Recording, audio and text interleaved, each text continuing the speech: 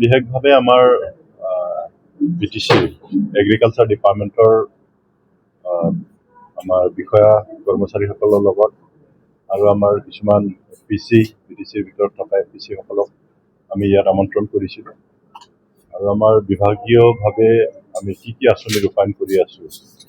এইবিলাক কথাই বিশেষভাৱে আমি আলোচনা কৰিছোঁ আৰু অনাগত দিনত আমাৰ চৰকাৰে কাউন্সিল চৰকাৰে কেনেকুৱা কৰিব বিচাৰিছে কেনেকুৱা সহযোগিতা আমি বিচাৰিছোঁ এই কথাবিলাকে আমি আলোচনা কৰিছোঁ আৰু আমাৰ কাউন্সিল চৰকাৰক আমি যিমান পাৰোঁ বিশেষভাৱে আমাৰ ফাৰ্মাৰ প্ৰডিউচাৰ কোম্পানীসকল আছে তেওঁলোকক কিভাৱে সহায় কৰিব পাৰোঁ এইবিলাক আমি আলোচনা কৰিছোঁ। বিশেষভাৱে আমাৰ যিখিনি গতানুগতিকভাৱে আমি কৰি আছোঁ সেইটোত আমি কৰিমেই আৰু এতিয়া নতুনকৈ আমি বিশেষভাৱে ককোৱা আৰু ড্ৰেগন এই দুটা খেতিটো আমি অলপ লাৰ্জ স্কেলত আমি কৰিবৰ কাৰণে চিন্তা কৰিছোঁ কাৰণ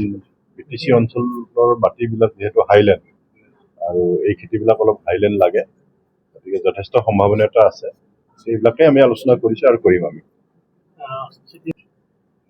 বৰ্তমানটো তেনেকুৱা ধৰণৰ হোৱা নাই আগত যদি হৈছিল সেইটো নাজানো মই ইতিমধ্যে আমি ধানৰ বীজটো অলপ লেট হৈছে এইটো জানেই আৰু চৰকাৰৰ বস্তু আমি সেইটো সময়মতে দিবৰ কাৰণে চেষ্টা কৰিম অনাগত দিনত এইবাৰ আমাৰ এণ্টায়াৰ BTCত ইতিমধ্যে আমি ধানৰ বীজটো আমি বিতৰণ কৰিলোঁ বাকী চিটটো যিহেতু সময়টো হোৱা নাই সময় আহিলে সেইটো আমি সময়মতে দিয়াৰ ব্যৱস্থাটো আমি কৰিম।